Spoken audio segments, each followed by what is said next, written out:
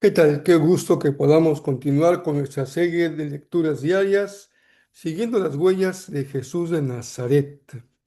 Hoy estamos en la meditación número 46, corresponde al jueves 25 de marzo, y nuestro texto bíblico es Mateo 6, 19 al 34, y también vamos a considerar el libro del profeta Sofonías, capítulo 13, versos 16 y 17. Jesús y la buena manera de vivir.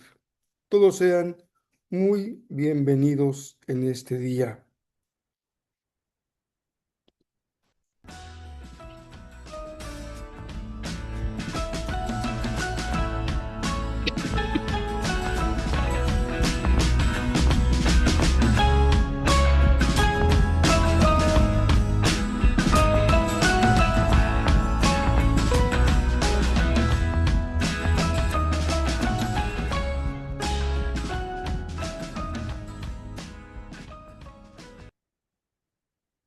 Si vamos leyendo con detenimiento el texto que corresponde a cada día de la semana, especialmente el que corresponde a este jueves, pues notamos el mundo, el abismo que hay entre esos dos mundos, el mundo de Jesús y el mundo en que vivimos nosotros el día de hoy. Al observar los detalles culturales, la forma de vida, los valores, las prácticas, podemos ser sensibles a esa diferencia tan marcada, pero a su vez en la bendición de tener palabra tan actual para nosotros, tan enfocada a nuestra vida y a nuestra realidad. Pues, ¿qué les parece si continuamos con nuestro texto de hoy, que es Mateo 6, 19 al 34? Vamos a leer Nueva Traducción Viviente. No almacenes tesoros aquí en la tierra, donde las polillas se los comen y el óxido los destruye, y donde los ladrones entran y roban. Almacena tus tesoros en el cielo, donde las polillas y el óxido no pueden destruir y los ladrones no entran a robar.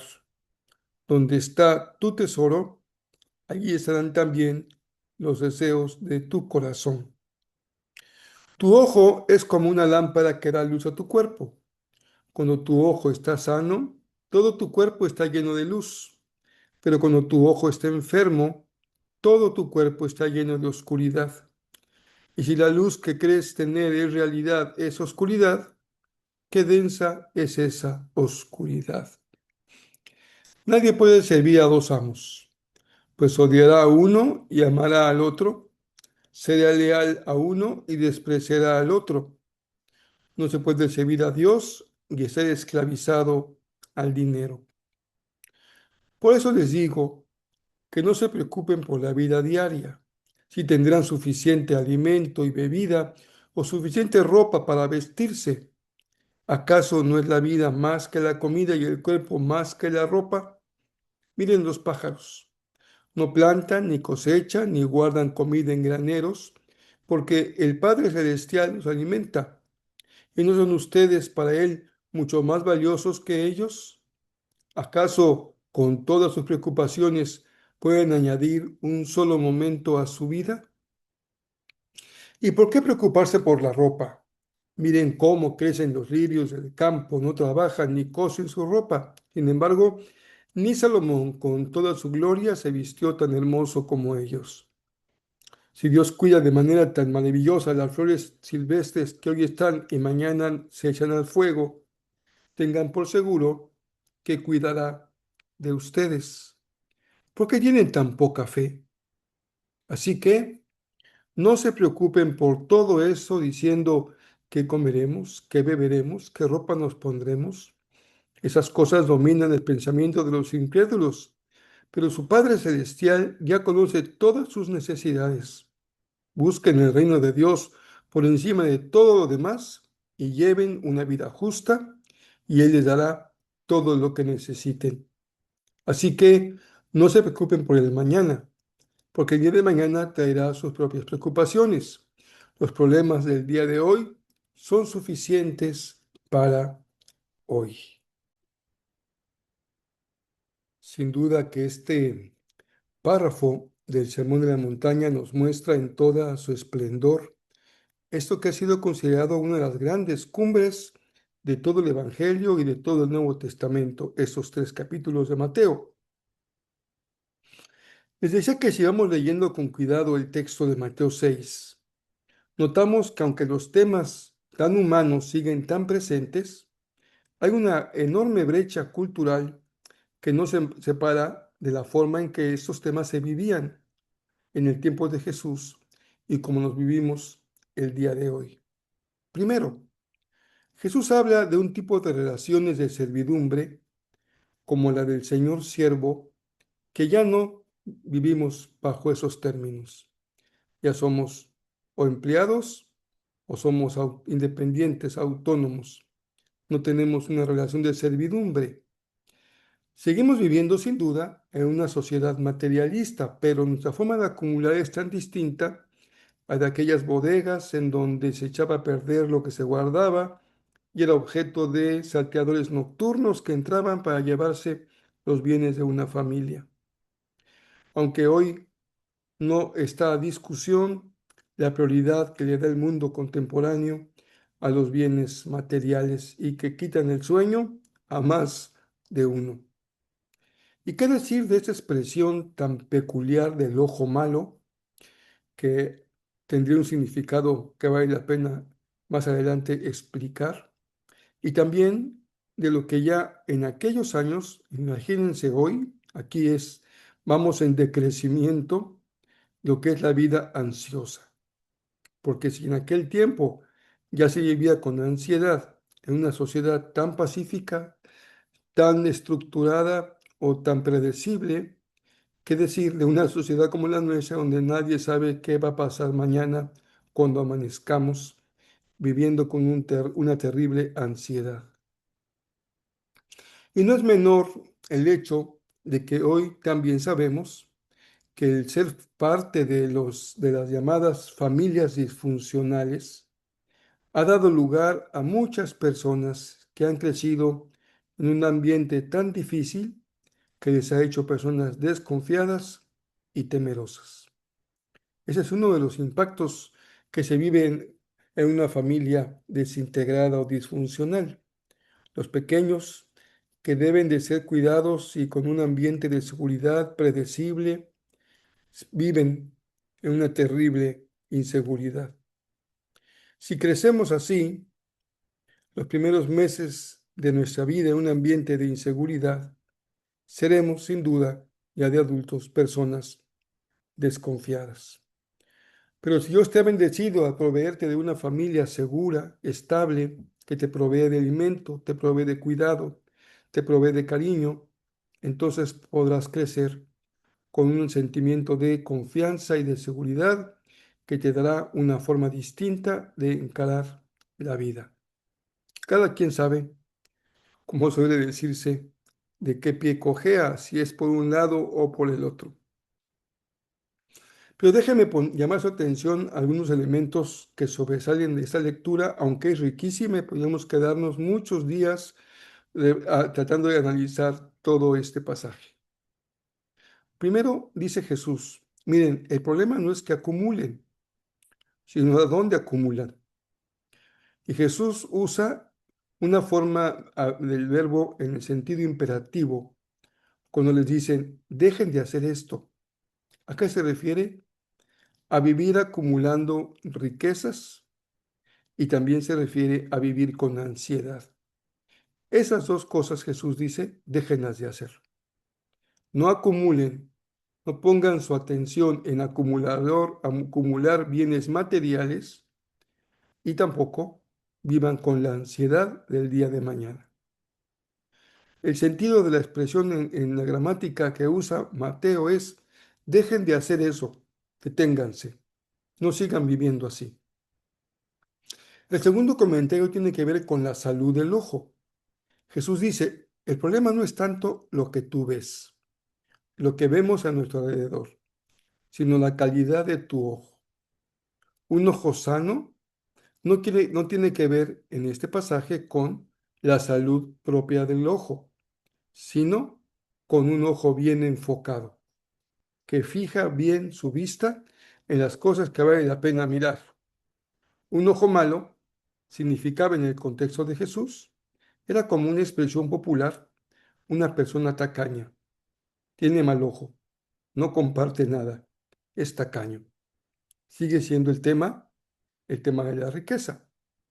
Jesús dice, miren, no podemos poner nuestra vida bajo una doble autoridad.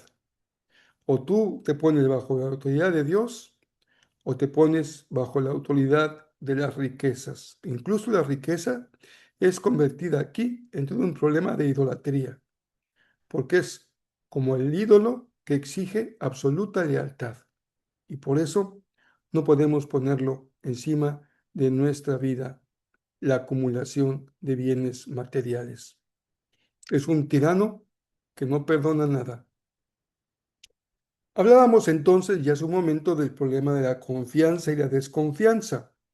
Jesús dice que debemos de crecer y aprender a vivir con confianza y no permitir que nuestro corazón se llene de preocupación. Y Él nos da razones muy sencillas. Fíjese qué interesante como aquí Jesús en el Sermón de la Montaña sí nos da argumentos para explicarnos por qué nos está pidiendo que hagamos esas cosas. La idea que él tiene es que hay cosas de menor importancia y cosas de menor importancia, y que teniendo lo menor, sin duda también recibiremos lo que es mayor. Si el Señor da lo menor, viste el campo, provee de alimento a los pajarillos, podemos esperar, porque Él es Dios, lo mayor. El que dé lo menor nos da confianza, el que no habrá de proveer lo mayor. Eso es lo que tiene que ver con la confianza. No permitas que las preocupaciones del día a día dominen tu mente. Por eso es muy importante la disciplina de la mente, porque a veces las preocupaciones logran tal dominio que nos sacan de nuestro eje, nos desequilibran y nos hacen vivir permanentemente con temor y desconfianza sobre aquellas cosas que no podremos controlar. Por eso hay que confiar en Dios. Solamente Él tiene el control de lo que pasa a nuestro alrededor. Finalmente dice Jesús, el reino debe ser para ustedes su prioridad, es decir, la razón de su vivir y la razón más importante por la cual vivir. No solo la razón de vivir, sino la que tiene la mayor importancia por la cual vivir. Aquí estamos en uno de los elementos más radicales de transformación, de cambio que Jesús hace en nuestra vida. Cuando nosotros nos preguntamos, ¿qué cambió en nuestra vida? Cuando Jesús vino a nuestro corazón, ¿qué cambios hizo? Y tiene que ver con actitudes internas, ¿no es cierto? Cuando decimos, bueno, yo fui totalmente consciente de mi pecado, de mi maldad, tuve un acto verdadero de arrepentimiento con Dios, le ofrecí que me perdonara, le entregaba mi vida. Y eso es un primer elemento fundamental. No se repite esta experiencia en todos los casos que hemos leído de gente que sigue a Jesús. Pero sí hay cosas, hay elementos que son permanentes. Uno de ellos es que cambia la perspectiva de la vida y entramos a vivir en la dimensión del reino de Dios, que es una dimensión que con mucho va más allá de nuestra vida individual o nuestra vida personal. Por eso los especialistas coinciden en que Mateo 6, 19 al 34 no debemos verla como una serie de una lista como de 10 mandamientos del Antiguo Testamento, en donde ahora hay una lista de consejos éticos, de buenas ideas, y no se trata de un imperativo, así empezábamos hoy. Dejen de hacer esto que están haciendo. Un imperativo de una decisión radical entre dos lealtades excluyentes. Este es el fondo. No se puede compartir el corazón entre Dios y la seguridad material o la riqueza o el Dios del dinero. El reino de Dios y el reino del dinero se excluyen mutuamente. Se destaca que ese pasaje utiliza una estructura de contrastes binarios muy claro.